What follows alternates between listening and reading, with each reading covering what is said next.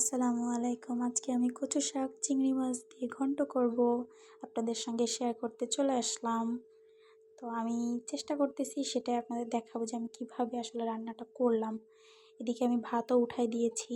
তারপরে কচু শাক রান্না করার জন্য পেঁয়াজ, মরিচ, চিংড়ি মাছ, হলুদ, লবণ, তারপরে মশলাগুলো আর কি রেডি করে নিলাম। এছাড়াও আমি আরেকটা তরকারি রান্না করব, সেটা হচ্ছে ট্যাংরা মাছ দিয়ে ট্যাংরা মাছ দিয়ে আলু দিয়ে আর উস্তে দিয়ে একটা ভেজা ভেজা মাখো মাখো তরকারি রান্না করার ট্রাই করব। তো আপনাদের সঙ্গে শেয়ার করতেছি। এখানে উস্তে কেটে নিলাম, এখানে আলুগুলাও কেটে ধুয়ে পরিষ্কার করে রাখছি, উস্তেগুলোও কিন্তু ধুয়েই রাখছি। তারপরে আবার কচু শাকটাও নাড়া দিচ্ছি, মানে ঘন্ট করতেছি আর কি, সিদ্ধ করে নিচ্ছি। হালকা হলুদ, হালকা লবণ, কয়েকটা চেরা কাঁচামরিচ দিয়ে ওটা সুন্দরভাবে শাকটার সঙ্গে ম্যাশ করে নিতে চাচ্ছি আর কি, যাতে শাকটা খুব সুন্দরভাবে আর কি শাকের সঙ্গে মরিচগুলা যেন একদম ঘন্ট ঘন্ট হয়ে যায়। কারণ মরিচ খাবার সময় থাকলে না মানে আনইজি লাগে, যার কারণে আমি মরিচগুলো আগে শাকের সঙ্গে দিয়ে নিচ্ছি ঘন্ট করার জন্য আর কি। তো শাক নাড়তেই আছি। আজকে হট করে মানে আমার হাজবেন্ড আমার কাছে বলতেছে যে তুমি আমাকে একটু কচু শাক চিংড়ি মাছ দিয়ে ঘন্ট করে খাওয়াবা, আমার এটা খুব পছন্দ। তুমি যদি পারো তো আমাকে একটু করে খাও। দেন আমি চেষ্টা করলাম আজকে।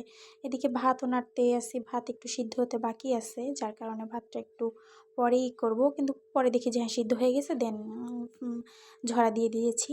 এরপর আবার শাক করতেছি, নাড়া দিচ্ছি। শাকটা ঘন্ট হতে একটু টাইম নিচ্ছে, এত পানি থাকবে না, একদম একটু মাখো মাখো হলে দেন নামিয়ে নিয়ে তারপরে আর কি আমি করব মরিচ পেঁয়াজ দিয়ে একটু চিংড়ি মাছ লাল লাল করে ভেজে মাখো মাখো করে নিব। এখন পানি শুকানোর অপেক্ষায় আছি, কখন পানিটা শুকাই চেষ্টা করতেছি। আসলে আমার অল্প স্বল্প রান্না বান্না আমি আপনাদের সঙ্গে শেয়ার করতেছি। আপনাদের কাছে কেমন লাগছে আপনারা প্লিজ কমেন্টে জানাবেন। আশা করি আপনারা আমাকে উৎসাহ দিবেন। এটা আমার শখের বশে করা, আর কিছুই না। ভুল হলে প্লিজ বলবেন, আর ভালো লাগলে প্লিজ একটা লাইক কমেন্ট করবেন, আশা রাখি। কচু শাকটা এই যে একটু মাখো মাখো হয়েছে, আর একটু ভেজা ভেজা আছে, তো এটা আমি আর একটু শুকনা শুকনা করব। আমার হাজবেন্ডের আবার একটা কথা যে কচু শাকের ভিতরে বা শাকের ভিতরে কয়েকটা কাঁচামরিচ দিতে হবে, তাহলে ওই ভাতের সঙ্গে মেখে খেতে নাকি তার খুব ভালো লাগে। এদিকে ভাতটাও পরে আবার দেখলাম যে একটু বাকি আছে, তারপর আবার চুলায় দিছি, আবার তারপরে ঝরা দিছি। এদিকে আরেকটা কড়াই বসাই দিলাম। তারপরে মরিচ পেঁয়াজ চিংড়ি মাছ এগুলো লাল লাল করে ভেজে নিচ্ছি। এবার কচু শাকটা তেলে দিব, দিয়ে একটু মাখো মাখো হলে দেন নামিয়ে ফেলবো। এই যে এখানে তেলে দিয়ে দিলাম। এবার হালকা করে একটু মানে লো ফ্লেমে ভাজা ভাজা করব। আমার কাছে শাকটা আবার ভাজা ভাজা করলে খুব ভালো লাগে, মানে শুকনা শুকনা থাকতে হবে। এটা আমারও পছন্দ, আমার হাজব্যান্ডেরও খুব পছন্দ, তো আমি সেটাই করতেছি। দেখা যাক এবার খেতে কেমন হয়। ইনশাল্লাহ ভালো কিছুই হবে আল্লাহর রহমতে। তো শাকটা বেশ ভালোই মাখো মাখো হয়ে আসছে।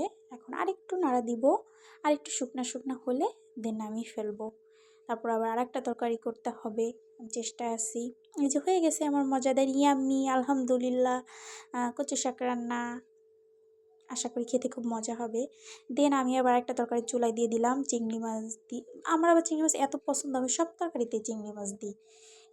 যে একটু ট্যাংরা মাছ দিয়ে, চিংড়ি মাছ দিয়ে, আর হচ্ছে আপনার উস্তে আলু দিয়ে একটু ভেজা ভেজা করে তরকারি রান্না করব। আমার হাজব্যান্ডের আবার কথা তরকারি লাল লাল হইতে হবে, তো সেই কারণে আমি প্রতিটা তরকারিতে একটু গুঁড়ামরিচ ব্যবহার করে থাকি। যেহেতু তার পছন্দ, তার ভালো লাগে, দেখতে ভালো লাগে, দ্যাটস ওয়াই আমি দিয়েছি হালকা একটু লাল লাল করে। এই তো ঝোলের পানিও দিয়ে দিয়েছি। এবার মাছ